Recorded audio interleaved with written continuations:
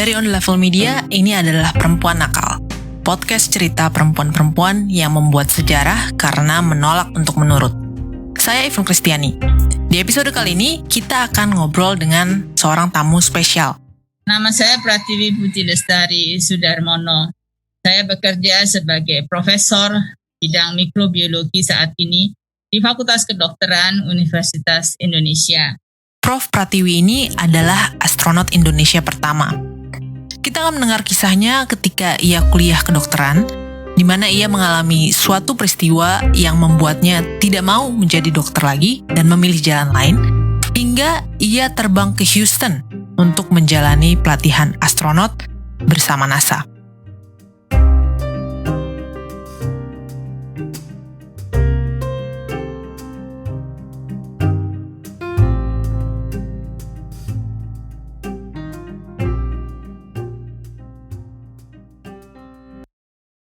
Hidup kita penuh dengan pilihan. Sebagian pilihan itu adalah hal sepele. Mau makan apa siang ini, mau nonton film apa. Tapi sebagian lagi adalah pilihan yang sangat penting, yang akan menentukan nantinya arah hidup kita kemana.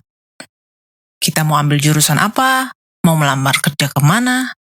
Kadang mungkin kalau kita lihat masa lalu kita suka berpikir, kalau waktu itu kita melakukan hal tertentu, apa jadinya kita sekarang ya? Memang betul, tidak semuanya bisa kita kontrol. Tapi untuk sebagian kecil hal di hidup ini yang bisa kita kontrol, pilihan-pilihan kita menentukan diri kita. Bagi seorang Pratiwi Sudarmono, ketika ia dihadapkan pada pilihan, apakah ia akan belajar ke Jepang atau tetap tinggal di Indonesia atas permintaan ibunya? Jawabannya sangat jelas.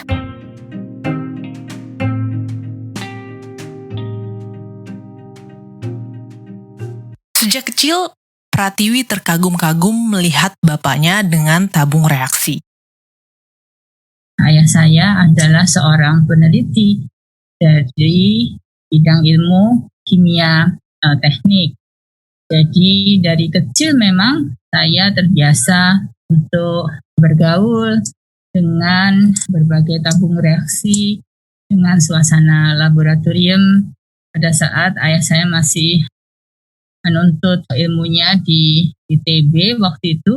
Jadi waktu kecil misalnya sudah sangat biasa gitu saya kalau merajuk gitu ya, menangis, maka diberi permainan dalam tabung reaksi, ada cairan berwarna putih, dia teteskan sesuatu, tiba-tiba berubah warnanya jadi biru. Kemudian ditetes lagi, birunya hilang, menjadi putih lagi gitu ya. Jadi hal-hal semacam itu membuat saya tertarik. Kegemarannya di rumah membuatnya menyukai pelajaran-pelajaran sains di sekolah. Memang kemudian di SD, saya memang menyukai sih pelajaran IPA, matematika, geografi, dan sering sekali ikut perlombaan cerdas cermat, tepat, dan sebagainya. Tentu saja zaman itu anak-anak mengikuti antar sekolah, antar kecamatan barangkali ya. Hal semacam itu saya alami. Jadi ada perpaduan ya antara apa yang sering saya alami di rumah, karena bukan hanya saya, adik saya seperti misalnya juga perempuan, sekarang juga profesor, juga dokter, tentu saja terpapar dengan hal yang sama kita ini di rumah gitu. Di paparan itu ada. Tapi itu tidak serta-merta membuatnya ingin menjadi ilmuwan. Tetapi soal cita-cita barangkali mungkin berbeda ya. Saya kecil sih juga suka menari, saya les piano dan seterusnya. Sehingga waktu lulus SMA sih tidak berminat gitu masuk sekolah sains teknologi itu, buat kita bosen. Karena selalu itu aja yang kemudian disodorkan kan ke kita. Kalau anak-anak dipilih buat pertandingan olahraga, kita nggak kepilih. Anak-anak dipilih buat pertandingan paduan suara, kita nggak kepilih. Tapi kalau giliran mau masuk TV cepat-cepat gitu, kita mesti belajar, kita mesti ditentir gitu ya. Jadi pada waktu masuk sekolah, selesai SMA kita, wah males banget masuk ke kayak beginian ini, soalnya sama sekali nggak ada senang-senangnya ya, nggak fun gitu. Kita pengen masuk sekolah tari, kita pengen masuk sekolah drama gitu ya. Tapi orang tua bilang, dicoba aja lah gitu, dicoba dulu masuk ke perguruan tinggi yang lebih serius gitu ya. Jadi pada waktu itu karena kita sudah di Jakarta, yang terbagus pada saat itu ya Fakultas Kedokteran ya. Kalau UI itu Fakultas Kedokteran, masuklah saya ke Fakultas Kedokteran tanpa kesulitan istilahnya ya. Jadi masuk ke Fakultas Kedokteran dan menjalani sekolah itu 6 tahun persis ya. Ketika ia menjalani perkuliahan, Pratiwi menyadari kalau jurusan kedokteran bukanlah untuknya. Ya, ternyata di Fakultas Kedokteran kita tidak menikmati sama sekali. Jadi pada awal-awal masuk Fakultas Kedokteran itu misalnya melihat mayat gitu, kita takut sekali. Jadi kalau masuk ke ruang atau bangsa potong anatomi itu, waduh saya selalu sembunyi di belakang teman-teman saya gitu ya, menakutkan buat saya. Ruangannya, suasananya itu menakutkan dan tidak nyaman buat sekolah. Namun demikian, karena prestasi sekolah itu nggak jelek ya jadi kita lewat aja, lewat sampai akhirnya masuk ke rumah sakit, masuk ke klinik. Dan di situ saya mulai lebih lagi saya tidak menyukai karena buat saya dunia itu penuh orang mengeluh gitu ya. Semua mengeluh sakit. Semua mengeluh tidak nyaman, semua mengeluh takut gitu ya kan. Tidak hanya itu, ketika ia bekerja di rumah sakit, ada satu peristiwa yang sangat membekas bagi dirinya hingga ia memutuskan untuk tidak menjadi dokter. Saya ingat betul beliau adalah seorang dari etnik Batak membawa anaknya. Anaknya datang dengan panas tinggi, anaknya masih kecil, panas tinggi, dan rupanya terjadi radang paru. Dan kita semua malam itu tidak bisa menyelamatkan nyawa anak ini. Anak ini akhirnya meninggal dan ayahnya sangat berduka. Sambil menangis, dia menyampaikan bahwa percuma kita bawa sudah ke dokter, sudah susah kita bawa ke dokter, tapi tidak tertolong juga. Padahal dia mengatakan bahwa anaknya itu belum dia bawa ke tanah Batak, belum dia tunjukkan pada orang tuanya. Jadi duka cita dan kekecewaannya kepada kita itu luar biasa. Dan saya pada waktu itu baru sadar ternyata kemampuan dokter itu sangat terbatas. Karena gagal menyelamatkan anak tersebut, Pratiwi bertekad untuk tidak lagi mencoba menyembuhkan penyakit, tetapi mendeteksi secara dini bibit penyakit tersebut sebelum menyebabkan infeksi dan merenggut korban. Dari pelajaran yang kita terima waktu itu, kita tahu bahwa penyakit itu disebabkan oleh peradangan, oleh infeksi. Infeksinya harusnya bisa diobati, bisa dideteksi, bisa dicarikan pertolongan dan seterusnya.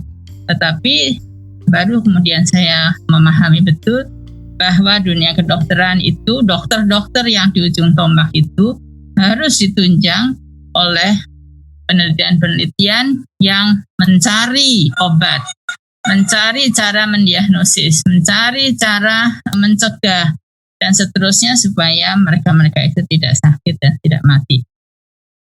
Nah, disitulah saya mulai tertarik kepada ilmu mikrobiologi ini.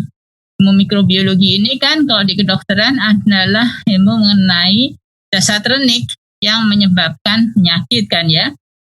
Ilmu mikrobiologi itu pada waktu itu kita mulai baca-baca merupakan ilmu yang paling cepat, paling pesat berkembang di tahun 50-an itu. Karena pada waktu itu mulai berkembang apa yang disebut genetic engineering, rekayasa genetik, biologi molekul, dan seterusnya ilmu-ilmu baru, ilmu modern dalam ilmu biologi yang sebetulnya kalau sekarang sudah kita lewati sekian tahun merupakan revolusi ya di dalam perkembangan ilmu tentang makhluk hidup ya. Jadi disitulah saya kemudian bertekad saya tidak mau jadi dokter, saya tentu saja akan lulus menjadi dokter karena saya tidak pernah gagal. Saya pasti akan lulus jadi dokter, tapi saya tidak mau jadi dokter praktek. Dan kemudian saya, begitu selesai, saya mendaftarkan diri saya di mikrobiologi. Itu ceritanya. Jadi begitu determine gitu ya. Dari mulai saya masih umurnya 18-19 pada waktu itu. Karena kenyataan bahwa dokter itu ternyata bisa bilang, oh kamu sakit A, oh kamu sakit B, oh kamu sakit C. Tetapi cuma segitu aja ngobatinnya, nolongnya supaya dia tidak meninggal gitu ternyata sangat terbatas. Itu yang mendorong saya kemudian menjadi ahli mikrobiologi sampai sekarang. Setelah peristiwa itu, Pratiwi mengambil program Magister Mikrobiologi. Setelah lulus, tidak banyak yang bisa dilakukannya karena penelitian di Indonesia belum banyak mendapat dukungan dana. Seperti biasa, saya pasti gelisah lah ya. Gelisah kemudian Profesor Suyudi pada waktu itu yang kemudian menjadi Menteri Kesehatan ya.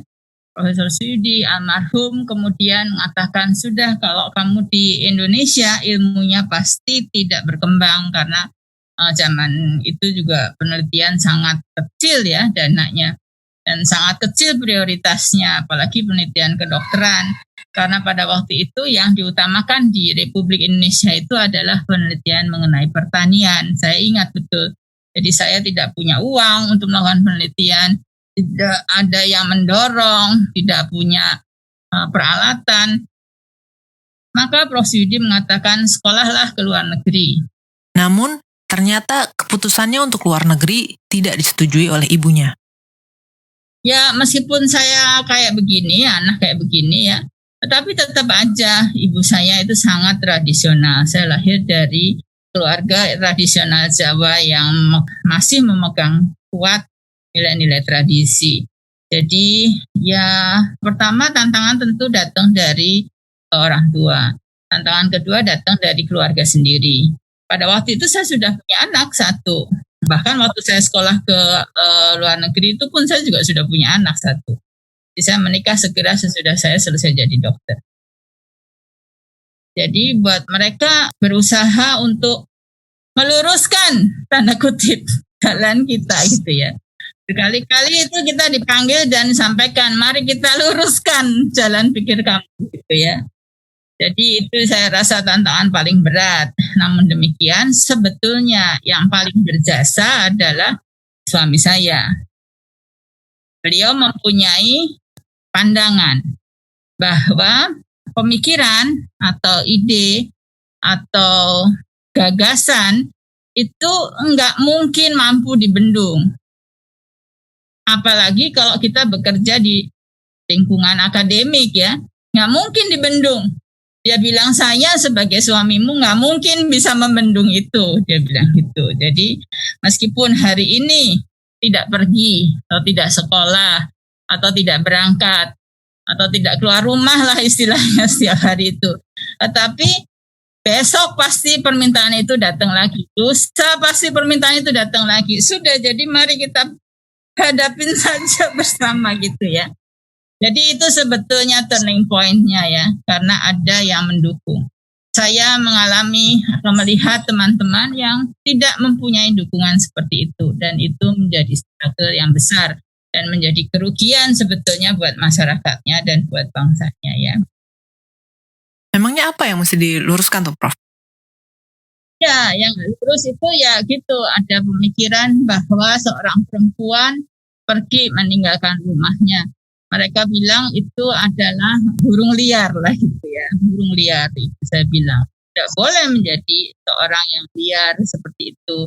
Bukan contoh yang baik karena saya punya adik banyak, buat adik-adik kamu, buat keluarga dia bilang bukan contoh yang baik. Dan seterusnya ya, dan itu sih on and on, tetapi ya kan mereka kembali kan menoleh kepada suami kan ya. Suaminya kasih ya udah. Lalu Prof jawab apa? Saya ditanya gini, nggak usah pergi sekolah, kasihan keluarga kamu. Nggak usah pergi sekolahnya kan 4 tahun ya, 4 tahun. Luar negeri, nggak usah. Kasihan keluarga kamu. Saya pertanyaannya gini, kalau sekarang nggak boleh pergi, kapan saya boleh perginya gitu ya? Bukannya bilang iya nggak jadi, tapi oke. Kapan boleh perginya? Nah itu ibu saya nggak bisa jawab ya. Ya kapan? Ya saya mau menunda yang sekarang, tapi kapan saya boleh pergi? Jadi dia juga akhirnya ya dikembali kepada tekadnya yang nggak bisa dibendung itu, dan juga izin dari suami, ya akhirnya diizinkan juga. Ibu saya pada waktu masih hidup, waktu saya baru jadi astronot, itu sering ditanya sama orang, apa yang kamu kerjain gitu, kamu ngapain gitu, kenapa kok ini anak kita lepas gitu ya, begitulah.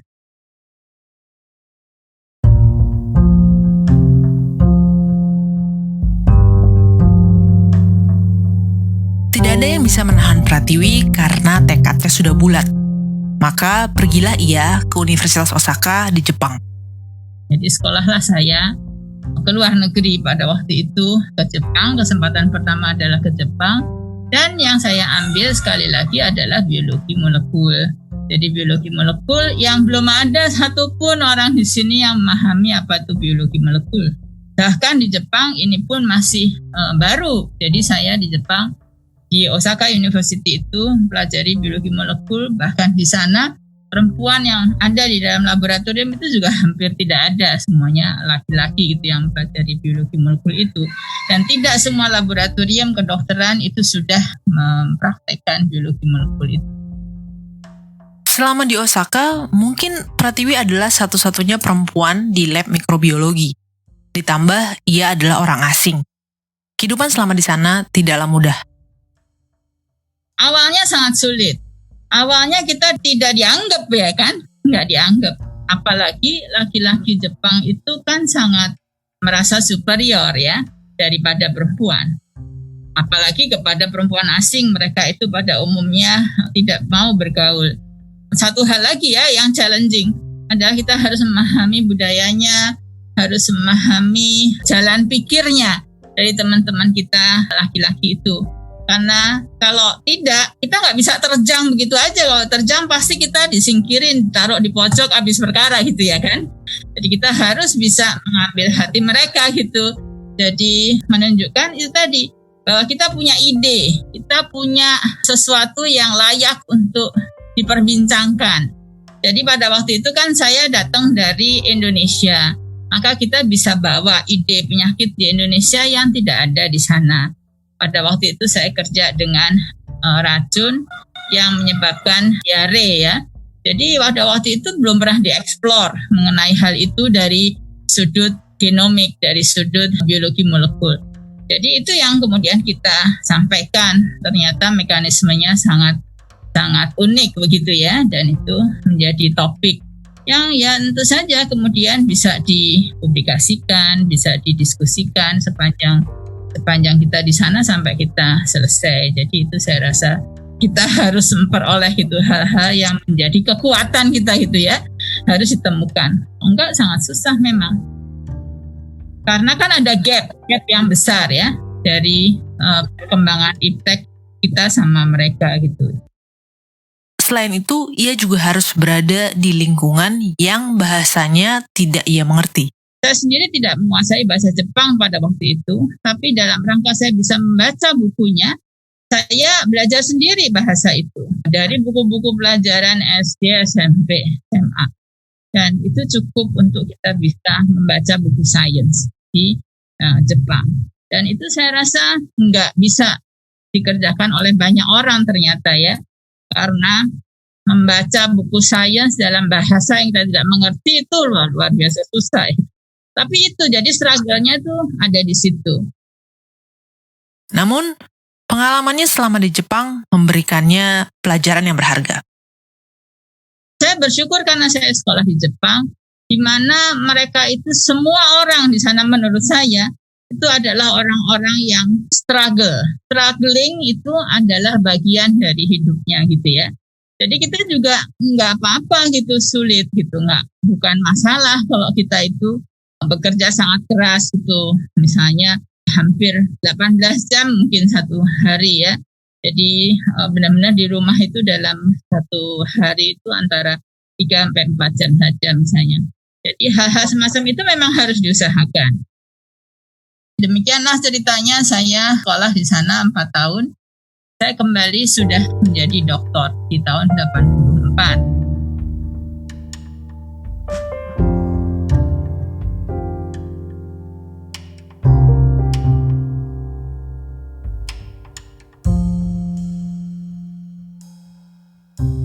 Pada waktu saya kembali, nganggurlah saya. Nganggur lagi karena sekali lagi nggak ada alat, nggak ada teman diajak bicara, nggak ada program, riset, atau apapun tidak ada. Jadi pada waktu itu saya kemudian diminta membuat proposal penelitian apa aja, buat ke WHO, proposal penelitian ke Rockefeller Foundation, ke Wellcome Trust, dan seterusnya. Tiba-tiba datanglah permintaan atau perintah lah tanda kutip dari Universitas Indonesia untuk bisa membuatkan proposal bagi calon antariksawan kita yang akan terbang bersama NASA untuk menyaksikan peluncuran satelit Palapa. Jadi itu awal mulanya. Jadi yang minta adalah resmi dari Universitas Indonesia. Buatlah, karena ada permintaan ini. Kepada siapa katanya mau dikasih? Kamu yang nganggur gitu kan.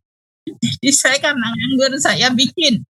Dan emang ternyata kita pelajari ini sebetulnya apa sih yang terjadi. Waktu dipelajari ternyata memang yang dibutuhkan tentu saja karena itu adalah pesawat ulang-alik. Kita belajar ya, mulai belajar itu pesawat ulang-alik.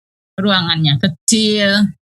Kita tidak bisa membawa peralatan besar-besar, misalnya mau bawa teleskop gitu tidak bisa. Jadi yang bisa dikerjakan ya penelitian-penelitian yang sederhana tetapi kiranya akan berguna gitu ya.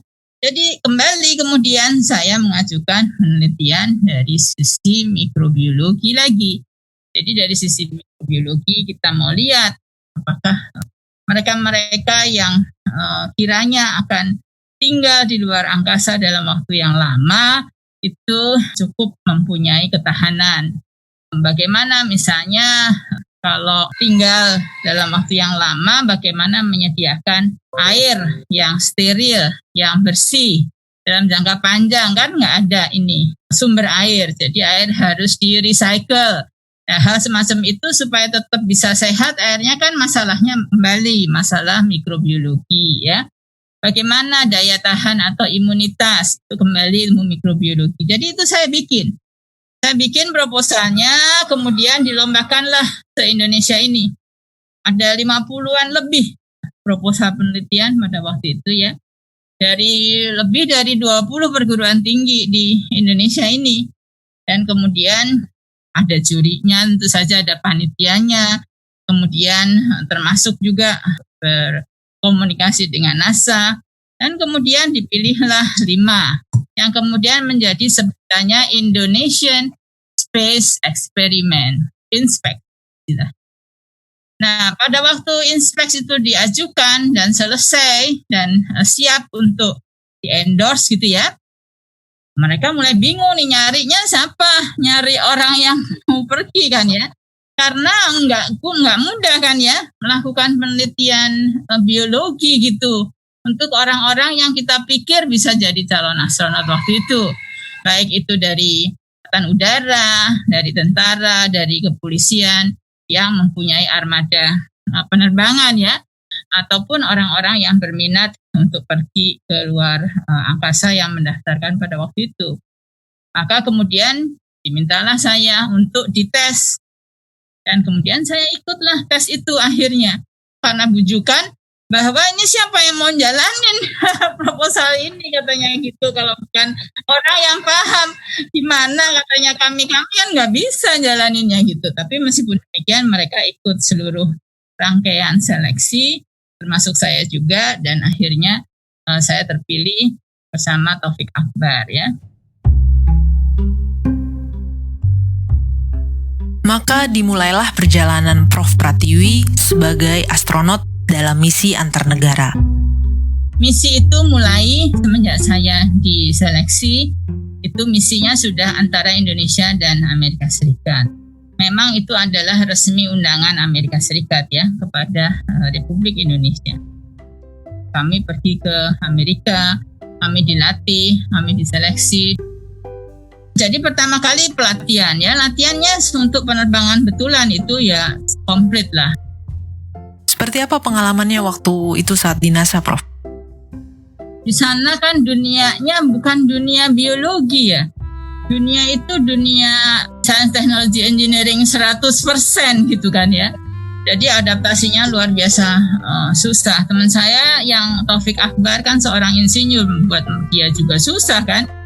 Sementara pada waktu itu tentu saja Amerika lebih maju dari Indonesia dalam hal ilmu komputasi ya, komputer dan sebagainya sudah mulai digunakan. Jadi kita ya begitu dalam kondisi setiap hari mempelajari hal yang baru gitu kan ya di dalam science, technology, engineering itu. Dan itu memang proyek yang padat sekali dengan teknologi. Jadi kita belajar banyak hal. Mulai dari belajar mengenai pesawat itu apa, bagaimana mengoperasikannya, sampai kepada bagaimana kita hidup bisa mempertahankan diri kita, bagaimana mempertahankan diri kita dalam keadaan bahaya, bagaimana kita melakukan penelitian di luar angkasa, bagaimana kehidupan hari-hari kita di luar angkasa, dan seterusnya itu ada jadwalnya. Saya rasa itu sih sesuatu banget juga kan ya, melakukan latihan yang luar biasa berat.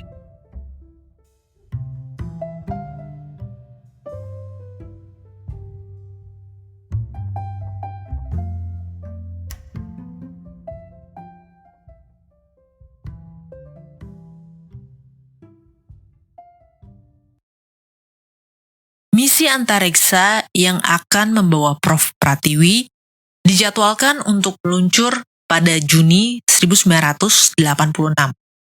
Prof. Pratiwi akan terbang bersama 5 orang kru Amerika dan 1 orang kru Inggris. Tapi, pada Januari tahun itu, terjadi sebuah tragedi yang mengubah semua rencana yang sudah dipersiapkan. This is a special report from Channel 4 News. Good morning, I'm Ken Shocknick, and Space Shuttle Challenger is just a few seconds away from blasting off from the Kennedy Space Center near Cape Canaveral, Florida. Let's take a look right now. Challenger finally getting ready to leave KSC. It's launch delayed a couple of times because of weather and mechanical problems. Challenger, go at throttle up. Challenger, go at throttle up. This shuttle mission will launch, my God, 1 minute 15. There's been an explosion. Velocity 2,900 feet per second. Altitude 9 nautical miles. Downrange distance 7 nautical miles. This is not standard. This is not something that is planned, of course.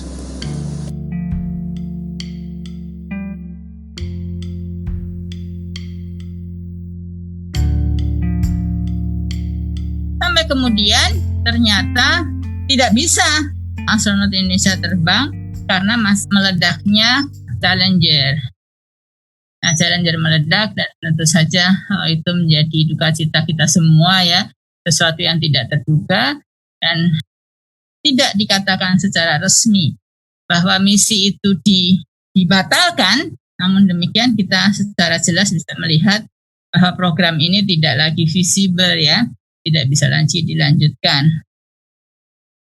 Dan kita melakukan pelatihan itu terus meskipun pesawat ulang-alik itu sudah meledak ya. Jadi kita lanjutkan. Namun demikian ada tawaran yang lebih menarik, yaitu kita melanjutkan penelitian ground. Jadi penelitian yang dibawa keluar angkasa itu harus ada penelitian di bawahnya kan ya, penelitian buminya gitu. Nah, penelitian buminya itu dilakukan penelitian dan saya melanjutkannya di Space Biology Lab. Jadi Space Biology Laboratory yang kepunyaan NASA itu ada di Johnson Space Center juga di Houston.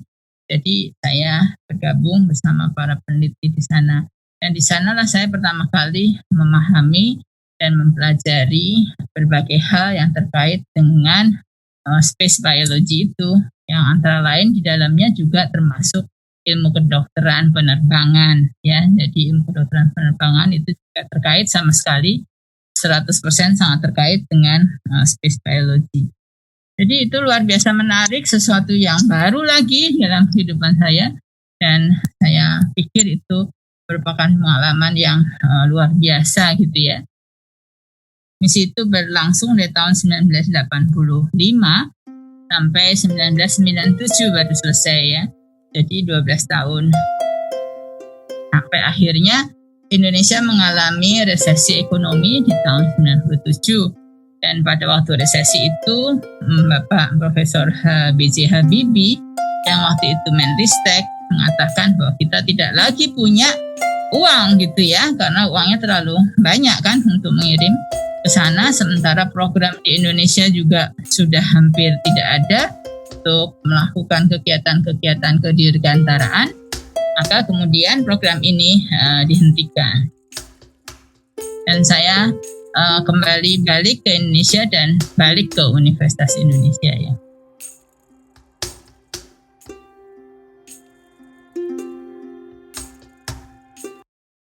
Menurut Prof, saat ini di bidang sains, teknologi, matematika itu sudah seperti apa di Indonesia dibandingkan dengan zaman dulu dan dengan keadaan yang Prof harapkan? Jadi menurut saya secara proporsi itu sama aja loh, tidak lebih baik. Bahkan sekarang karena jenis dan macam pekerjaan atau macam profesi yang ditawarkan oleh dunia ini semakin beragam, dan justru keragaman itu justru berpihak kepada perempuan, maka perempuan masuk ke dunia jasa, ke dunia ilmu humaniora yang memang sebetulnya lebih cocok, sehingga terlibatan perempuan di sains, teknologi, engineering itu bukannya naik, turun. Seluruh dunia, bukan hanya Indonesia, tapi juga di seluruh dunia lah, di India, di Amerika. Jadi kalau pada waktu kecil, anak-anak kecil itu sama, laki perempuan sama pinter. Yang juara matematik atau yang juara fisika masih sama. Tetapi makin ke sana pada waktu memilih kepada sekolah dan memilih kepada jurusan dan memilih kepada profesi, maka kita lihatlah kemudian perubahannya. Dan saya merasa bahwa karena sekarang ini di era IT itu semua sebetulnya sudah lebih dipermudah untuk perempuan berkarya, maka pilihan buat perempuan sebetulnya lebih banyak dari laki-laki. Jadi kalau dilihat ya, dunia kerja itu lebih banyak kesempatan buat perempuan. Tetapi kalau sampai ke sains, teknologi, engineering tetap laki-laki yang menguasai, ya kan? Iya, masih begitu. Karena tadi jenis jumlah pekerjaan untuk perempuan di dunia yang non sains teknologi itu juga banyak. Itu juga menantang, itu juga menarik gitu ya. Dan itu menjadi dunia yang sangat kompetitif buat saya, buat prianya malahan. Bahkan di kedokteran sekarang mahasiswa saya 60% perempuan, jadi lebih banyak perempuan. Tapi kalau masuk fisika enggak perempuan. Masuk matematik itu bukan perempuan, tetap laki-laki. Ya. Meskipun tidak ada pembatasan sekarang secara adat maupun secara tradisi maupun secara kecerdasan itu sudah tidak ada pembatasan, tetapi akhirnya pilihan-pilihan itu menurut saya karena lebih banyak, bukan karena tidak disukai ya. Matematik, segala statistik itu masih laki-laki ya.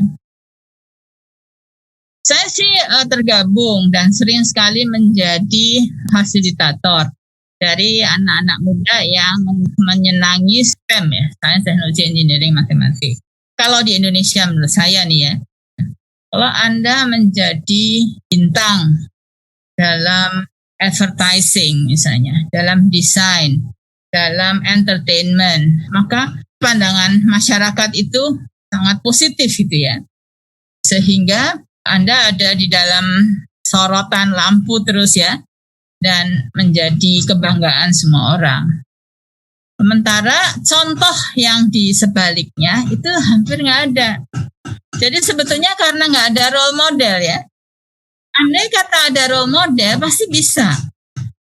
Kalau ada contoh yang menunjukkan bahwa mereka itu adalah mereka yang terkemuka di bidang STEM ini, pasti banyak yang mengikuti. Anda aja sekarang umurnya berapa? Mungkin beda sama saya 40, 50 tahun, 40 tahun lah minimal. Ya. Anda masih cari orang kayak saya nih yang umurnya udah tua gitu kan ya. Di bawah saya mungkin ada lah banyak, tetapi 10, 15, 20. Tapi kalau sampai 50 Anda udah nggak bisa cari gitu, ya kan? Kalau jumlahnya sampai 50 aja udah nggak ada. Sementara di bidang yang lain tuh 50 tuh gampang gitu kan. Sehingga orang itu kan kalau mengembangkan karirnya dia melihat role modelnya. Nah role modelnya itu yang kurang saya rasa. Bahkan kalau di dunia kedokteran banyak orang mau jadi dokter. Tetapi kalau mau jadi dokter yang mengabdi di pedalaman, cari dokter yang mengabdi dalam bidang ilmu pengetahuan, itu mereka sama juga di kedokteran tuh nggak mau. Nggak sampai 5% dari orang kedokteran yang mau masuk ke mikrobiologi nggak nyampe. Yang mau bekerja di laboratorium dokter Indonesia saat ini nggak ada, 5% pun tidak ada. Nah, jadi itulah sulitnya kan, karena kesuksesan itu ukurannya adalah yaitu tadi uang, ketenaran, kenyamanan ya dan seterusnya. Itu yang kemudian kalau harus saya seperti tadi saya kembali bahwa itu memerlukan kegiatan ekstra keras atau perjuangan ekstra keras to eksis di dalam dunia pengetahuan. Wah itu malas orang-orang muda sekarang kan. Jadi itu yang saya rasa menjadi hambatan ya. Mungkin masih ada yang ragu untuk apa mempelajari sains. Tapi untuk negara kita sendiri, penting agar penelitian di bidang sains ini lebih maju karena banyak masalah di Indonesia yang hanya kita yang bisa memperbaikinya. Hanya orang Indonesia bisa mengeksplor atau mencari misalnya vaksinnya demam berdarah. Siapa mau cari orang di Amerika nggak ada demam berdarahnya? Sementara di Indonesia setiap beberapa menit, setiap 1/4 jam minimal ada 1 orang meninggal demam berdarah. Dengan demikian maka kalau nggak ada orang yang maju, orang Indonesia yang maju, ya kita akan menjadi korban penyakit itu terus-menerus sampai kapanpun juga gitu ya. Jadi itu saya rasa harus dipahami sama anak muda bahwa hanya kita sendiri yang bisa perbaiki kondisi kehidupan di Indonesia ini. Kalau Prof. Pratiwi sendiri kan mendapat dukungan dari suami untuk belajar lagi di luar negeri. Tapi mungkin banyak perempuan lain yang untuk berkarya itu tidak mendapat dukungan dari keluarga. Bagaimana pendapatnya Prof tentang itu? Ya, seringkali mereka itu tidak mendukung dan kemudian mendapat alasan untuk tidak mendukungnya itu cukup banyak gitu ya. Pertama, barangkali mereka melihat misalnya fisiknya memang tidak kuat, ya kan? Banyak anak perempuan yang merasa takut lah, gampang takut, gampang bimbang gitu ya, gampang ragu-ragu gitu kan, banyak. Yang kedua, memang gimana ya, nggak bisa multitasking gitu ya. Banyak kan orang nggak bisa multitasking. Jadi kerja, belajar, pintar, tapi ya ngurus rumah nggak bisa, ngurus anak nggak bisa gitu ya. Ini itu nggak bisa. Itu kan jadi tidak bisa dibalance gitu. Sehingga bagaimanapun akhirnya dia sampai kepada keputusan harus memilih. Nah itu sangat berat buat perempuan. Kalau harus memilih antara 2 hal yang bukan pilihan sebetulnya. Kamu pilih rumah atau pilih keluar rumah? Nah susah kan, itu kan sesuatu yang bukan pilihan namanya. Karena ya kita tidak bisa melepaskan dua-duanya sebetulnya. Maka kemudian mereka membuat prioritas. Sebagian berprioritas di luar rumah, mengorbankan rumahnya. Atau sebagian besar memilih di rumah dan kemudian mengorbankan karirnya dan seterusnya. Itu memang dilema dari perempuan. Saya rasa sampai sekarang masih ada ya.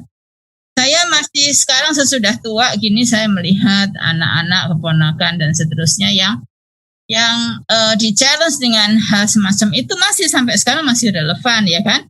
Nggak boleh bekerja, nggak boleh keluar rumah, nanti bekerja sesudah anaknya besar dan seterusnya.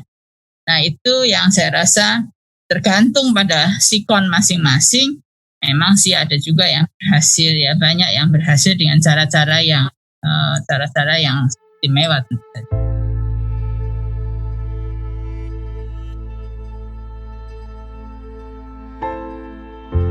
Hidup itu penuh dengan pilihan. Tapi terkadang pilihan yang diperhadapkan pada kita adalah pilihan palsu. Jadi berumah tangga atau wanita karir. Apa benar memilih yang satu berarti meninggalkan yang lain? Memang betul, tidak akan mudah menjalani keduanya sendirian. Kita butuh dukungan dari orang sekitar, suami, orang tua, dan teman. Bagi banyak perempuan, kadangkala keharusannya setelah menikah adalah harus di rumah dan berhenti bekerja. Kalau itu memang pilihan yang mereka ambil, tidak masalah.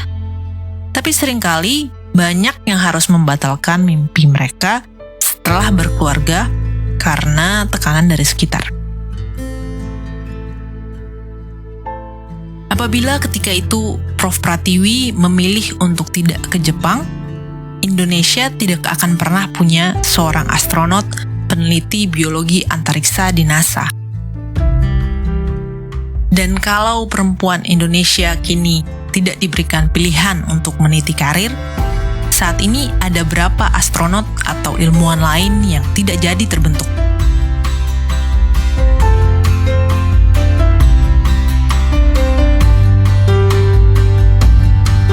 Perempuan Nakal adalah persembahan dari On The Level Media.